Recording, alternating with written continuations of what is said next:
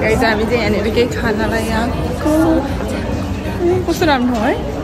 त्यही हुन्छ कि अघिदेखि भिडियो गर्यो भनेर बोलिरह होला भने त छैन हामी चाहिँ भर्खर त्यहाँ खाने ठाउँमा रेस्टुरेन्ट खोज्दै गएको थियो नि एउटा ठाउँमा पसेको थियो ए आइपुगेछ त नि मिठै त होला नि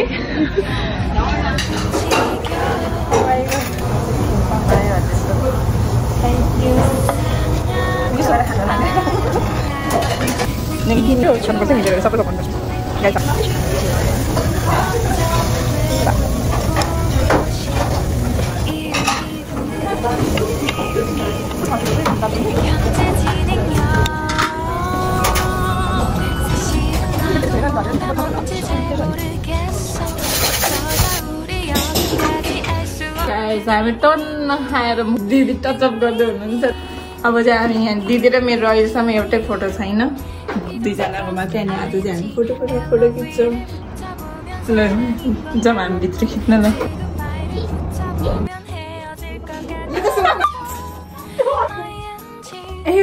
हाम्रो हेर न त्यो राम्रो क्वालिटी नभए जस्तो क्या यहाँको त ओके गाइस अब चाहिँ हामी यहाँनिर खासल कहाँ भनेर चाहिँ म अब हजुरहरूलाई देखाउँछु वाउ गाइस म अब भ्यू देखाउँछु भ्यूज गाइस अब यो Saul forest park first time आएको गाइस त्यो पिकनिक स्पट पो रहेछ त यहाँ त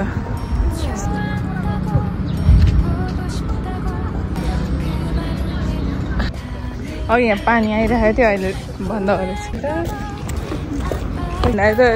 गोदावरी जस्तै देखाएको छ सेम त्यही त उयो खोलाहरू हेर्दाखेरि अनि त्यो फुलहरू पनि कति ठाउँहरू कोरियाको ठाउँहरू पनि नेपाल जस्तो लाग्छ कुनै कुनै सेम गोदावरी देखेको दिदी यो ठाउँ तपाईँलाई त कहिले जानुभएको थियो गोदावरी हेर्नु न उतापट्टि साइडमा यो फुलवाला फुल्नु रहेछ त्यो झन् सेम गोदावरीको भ्यू उयो भ्यू के गोदावरीको भ्यू यतापट्टि साइडमा त झन्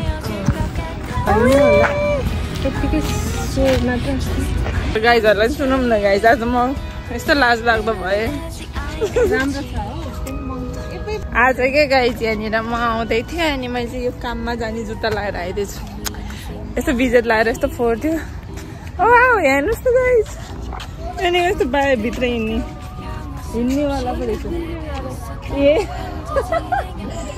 जानु मिल्छ तपाईँ हो म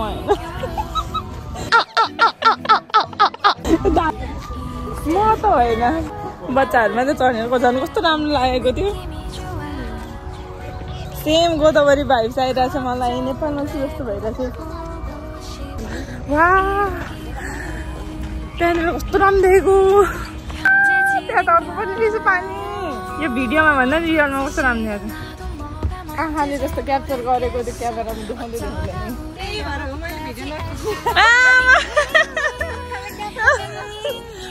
सानो लोटस फुल छ जस्तो नि फुल फुल्ने भएको छ जस्तो यो फुल फुलिरह पनि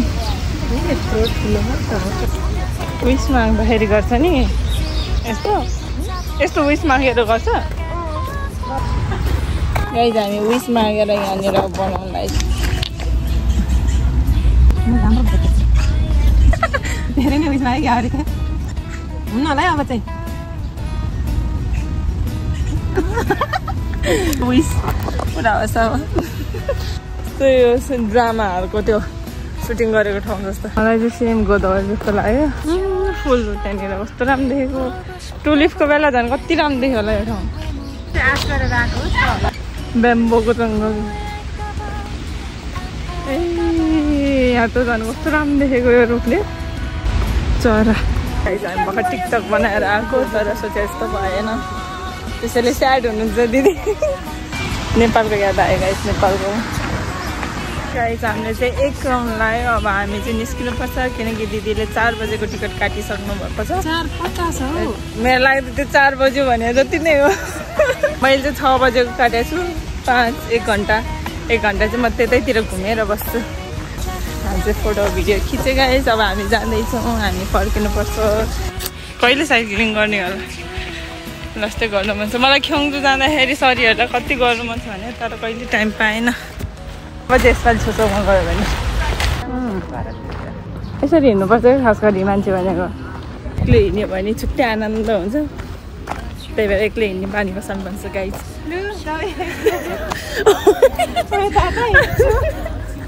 एक्लै हिँड्ने बानीले हुन्छ नि धेरै कुरा सिकिन्छ टेम्पोको स्टेज नि गाइज यहाँ तिहार फुल यो नेपालमा पाउने फुल हो नि ठुल्ठुलो बोट भन्छ तर तिहार फुलहरू पनि रहेछ कहाँबाट ल ल ल मेरो भिडियो खिच्दियो भनेर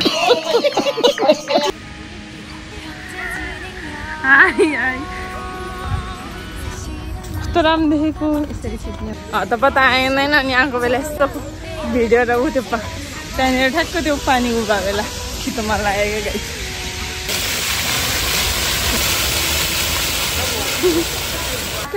गाई यहाँनिर चाहिँ गर्मी भएर यसरी यहाँ देख्नु भएको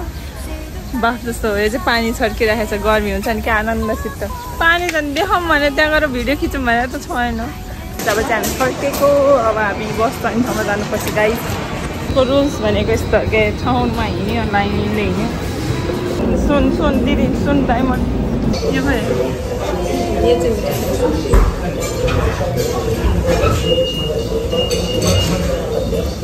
बनाना टेस्ट आएको धेरै अनि सिउमारी खानुपर्छ गाइस बिना दिदी जाने अब म 1 घन्टा एक्लै बसिनु पर्नुपर्छ अब आफू ढिलो काट्छ त्यस्तो नभन्नु न म एक्लै घुमेर बस्ने अब कहाँ हो तपाईँको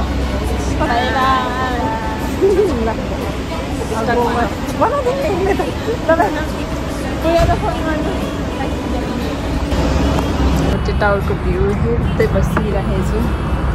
गर्मी छ अनि अघि नै मैले त्यो कफीहरू खाँदाखेरि प्यासै मेटेन क्या त्यही भएर म चाहिँ यो 7-11 गएर आइस लिएर जुस खाएको आजको दिन चाहिँ रमाइलो भयो भनौँ नयाँ एक्सपिरियन्स लिएँ कोरियन ब्युटी प्रडक्टहरू धेरै टन्नै थियो आज गएको ठाउँमा अनि सबै विदेशीहरू थियो त्यहाँनिर चाहिँ प्रायः जस्तो अनि हामी आज गएको ठाउँमा चाहिँ के रहेछ भने खास गरी के रहेछ त्यस्तो के होला भनेर सोचिरहेको थिएँ खास गरी चाहिँ उनीहरूले आफ्नो सामानहरू र आफ्नो ब्रान्डको चाहिँ अब ल्याएर उनीहरूले प्रमोसनको लागि आफ्नो प्रडक्टहरू प्रमोसन गर्नको लागि राखेको रहेछ जो भनौँ न सुरुमा जाँदाखेरि त के गरौँ भएर क्या त्यहाँ गएर अब के गर्ने थाहा पनि छैन